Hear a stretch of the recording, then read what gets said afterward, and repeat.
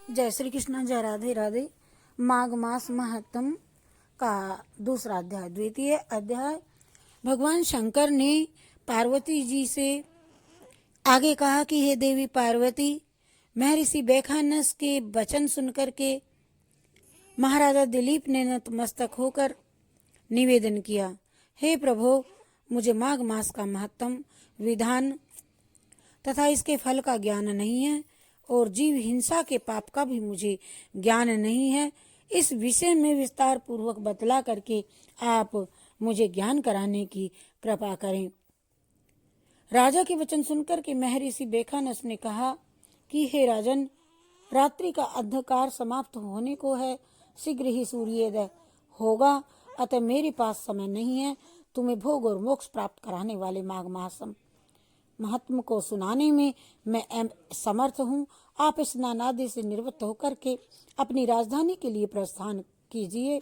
आप इस विषय में अपने कुल गुरु महर्षि वशिष्ठ जी से संपूर्ण ज्ञान प्राप्त करें।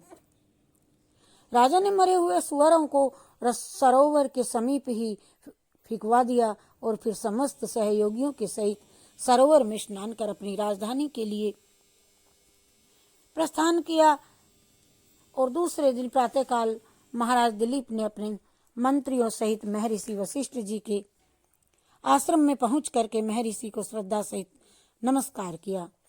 महाराज दिलीप ने हाथ जोड़ करके महर्षि वशिष्ठ से निवेदन किया, हे प्रभु, आपने मुझे राजनीति तथा दंड नीति की शिक्षा दी।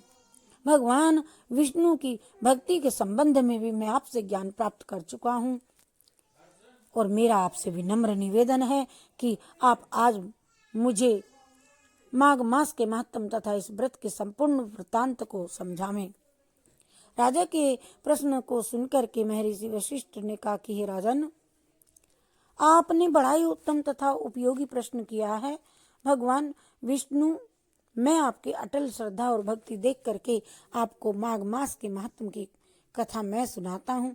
इस महान पुण्य कथा के श्रवण मात्र से ही मनुष्य के संपूर्ण पाप नष्ट हो जाते हैं। साथ ही इससे मनुष्य को वैकुंठ लोक अर्थात विष्णु लोक की प्राप्ति होती है।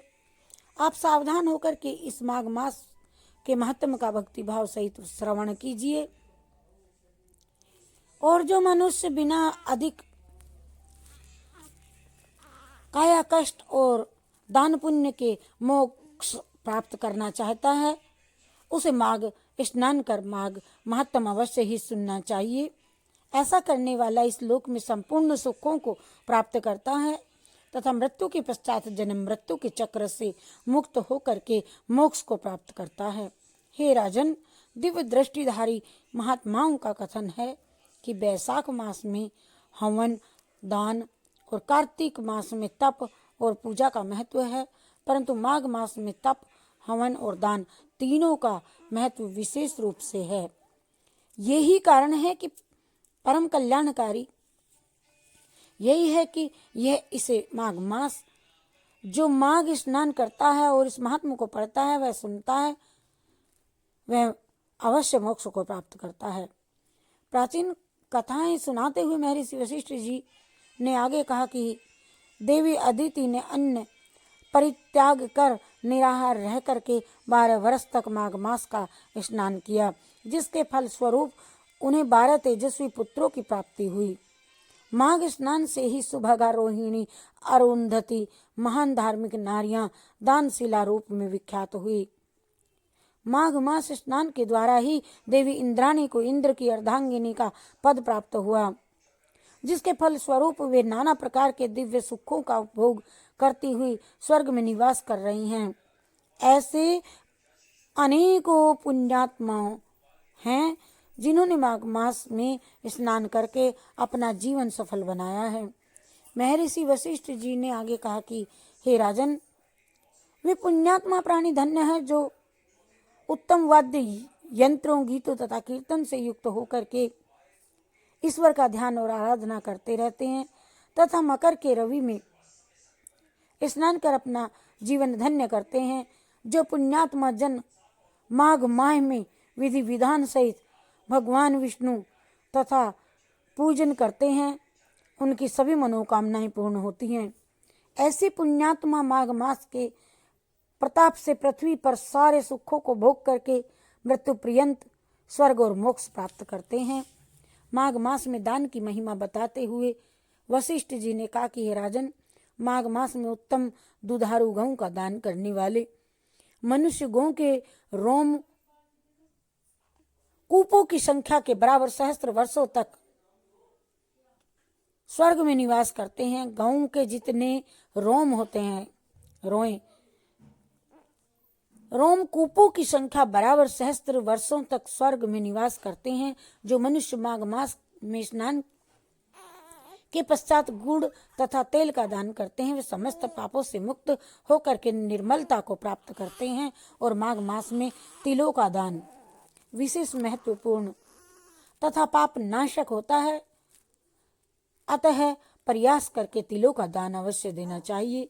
माघ मास में स्नान के पश्चात ब्राह्मणों को भोजन कराने वाला मनुष्य अपने पितरों को तृप्त करके निश्चित रूप से विष्णु लोक का अधिकारी बनता है। जो मनुष्य माघ मास में स्नान के पश्चात ब्राह्मणों को जूते, कंबल तथा जल पात्र दान करता है, वह बिना संशय के स्वर्ग प्राप्त करता है।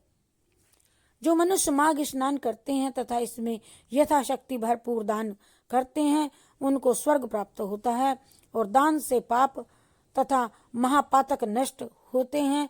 दान से युक्त माघ स्नान श्रेष्ठ और फलदायी है। बिना दान के गृहस्थ की शोभा नहीं है। दान से अधिक पवित्र और श्रेष्ठ कुछ भी नहीं है। यही बात महर्षि भृगु ने मणि पर्वत पर स्थित विद्याधरों को भी बतलाई थी। इति श्री पद्म पुराणे माघ महात्म्ये द्वितीयो अध्याय समाप्ता। हरि शरणम हरि शरणम हरि शरणम हरि शरणम हरि शरणम हरि शरणम हरि शरणम।